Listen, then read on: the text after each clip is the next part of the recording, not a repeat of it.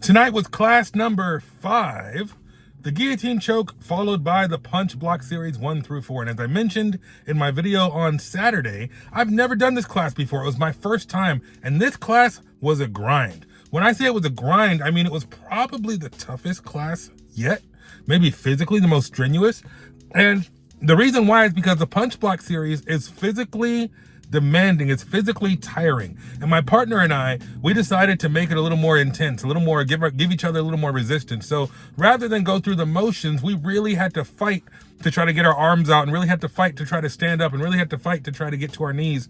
And so that effort, that grind, if you will, was challenging, but it was great. It was great because it was super informative, because I got to imagine what it must feel like for the bad guy on the street. Because I got to tell you, I'm big, I'm strong. My partner, he is not nearly as big as I am. He's pretty damn strong, but I don't think he's as strong as I am. And he was giving me fits by hanging his weight on the back of my neck and keeping his body and his head tight and creating a really tight space that I really had to fight to get my arm in, and I had to really fight to get my hands in to try to fight and get away. Was frustrating mentally, and it was physically freaking exhausting. And for that reason, I think this class is probably the most street fight applicable, right? Applicable, because I don't know. I've said this before on the channel, at least I think I have. I used to be a bouncer in the nightclubs. I was a bouncer. I used to throw people out of the club all the time, a lot of drunken idiots. I think I mentioned before I had one move. I had the half Nelson chicken wing. That's how I used to wrap people up to throw them out of the bar. But when there was a real fight where punches were being thrown, the rule of all the way out or all the way in is so true, because you want to be as far away from that guy as possible, or you want to be as tight as possible so he can't hurt you and can't get you. Now, years and years of Taekwondo, I hadn't boxed when I was a bouncer. I'd only done Taekwondo. Years and years of Taekwondo helped me maintain range and distance.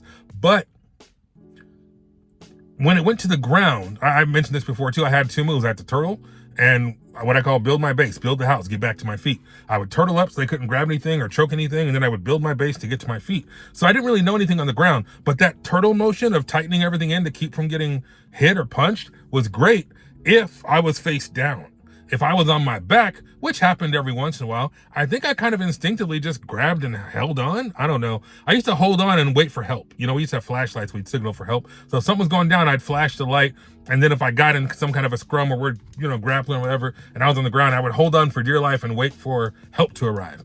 In this case of the punch block series, help might not arrive. You might be all by your damn self. And if you're by yourself, you need to have some kind of way to stay safe. And I promise you, it is tiring, it is frustrating mentally, it is tiring and frustrating physically if somebody can hold you in punch block series 1.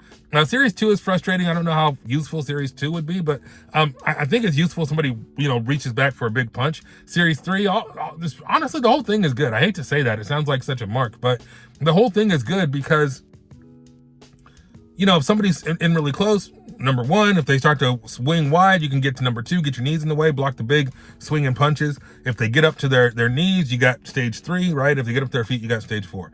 And I like what Sam said. He's like, if they go to their knees, use your knees. If they go to their feet, use your feet. So you're basically just reacting to whatever they give you and putting yourself in the best position for success. I guess success maybe isn't the right word. The best position for survival. This is not about jiu-jitsu. This is about survival. This lesson is not about jiu-jitsu. This lesson is about survival. And for that reason, I think it's the best or the most helpful, the most street applicable so far. But I guess the idea of the guard is very much jiu-jitsu, of using your legs to control someone. That's not normal, because even I think when I was bouncing, I didn't use my legs. If I grabbed onto somebody and held on for dear life, I was holding on with my arms. I don't think I ever thought to hold on with my legs. So that part of it is very much jiu-jitsu. I'm a little bit of a hater tonight. The reason why I'm a hater is because when I got here tonight, I had the day off. I did not come this morning. I slept in. I didn't come at 11 either. Sorry. But I came tonight because I'd never done this class before, and I really needed to get this one on my card. And when I got here, the guys were rolling. The Master Cycle guys were rolling. No gi class, and it was, some guys are getting after it.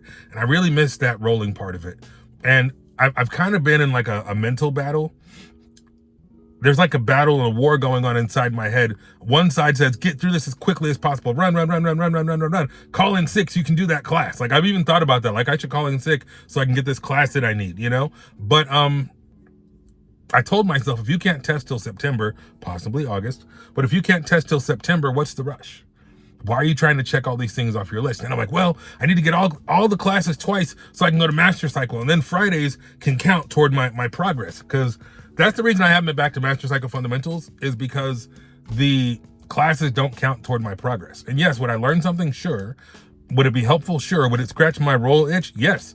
But when you're working as often as I work and your days are as long as they are, to get off work on a Friday and chill for 4 hours until Master Cycle Fundamentals starts kind of sucks.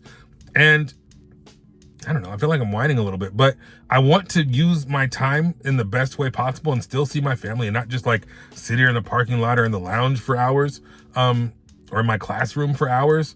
So I'm trying to be a good steward of my time. And so I try to think like, all right, man, what days can I skip? And Master Cycle is an easy skip because it doesn't really count.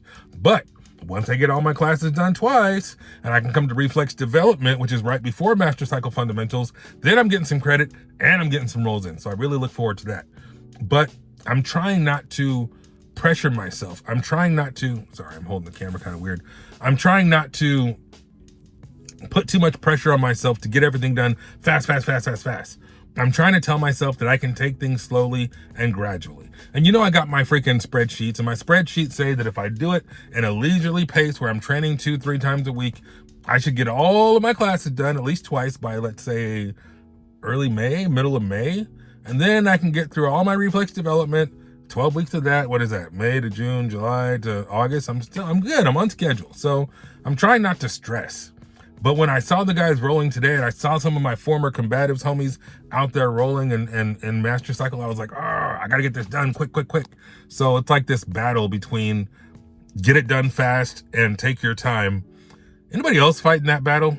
Let me know in the comments. Give me a clock emoji, I guess, in the comments if you're fighting the struggle of how do you balance, you could put a scales emoji in there, I don't know. The desire to progress quickly and to get to the next thing with the idea of taking your time and being patient. I've chosen take my time and be patient. I've told myself that my goal is to come at least twice a week, 3 times if I can. Now that my daughter and my niece are training, Saturday is a must. So I'm here every Saturday and at least hopefully 2 other times a week. The goal is Tuesday, Thursday, Saturday. But in an effort to get all the boxes checked, if you will, I'm here on a Monday. So I'm still kind of fighting that battle between progress and speed and time and patience. If you're feeling that battle, let me know in the comments. But yeah, I think that's it for today. Punch Block Series 1 through 4 is awesome.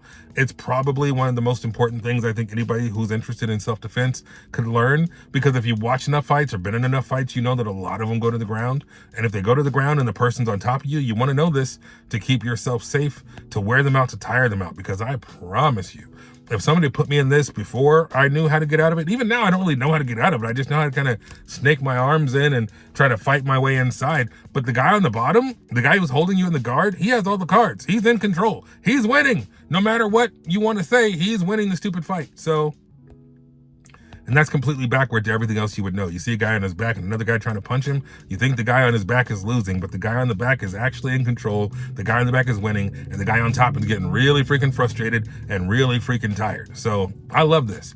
I'm excited that my daughter and my niece are going to learn this. I want my sons to learn this. Hell, I want everybody to learn this. And I'm not going to go on a rant on how everybody needs to learn jiu-jitsu, but damn it, everybody needs to learn jiu-jitsu. Because if you know this, especially if I take this 2 or 3 more times, and you know it inside and out, forward and backward, fighting on the street becomes a lot less scary. I mean, yes, you need to maintain your distance, but once the guy rushes you, tackles you, whatever, you're like, okay, yeah, sure, whatever. We're gonna hang out here for a while. Now, God forbid the homies jump in, then you got a whole nother problem, right? But if it's a one-on-one and you got that guy and you're holding his ass, you're gonna win. Your confidence will be sky high. Your energy will be moderate, because holding him takes some energy, but it's not nearly as much energy as he's wasting, right? So enough rambling. That's it. Class number 5, Punch Block Series 1 through 4, and also the Standing Guillotine. And I had a good time. It's Monday night, and I checked this one off my box. So stay focused, stay positive, stay vigilant. See you next time.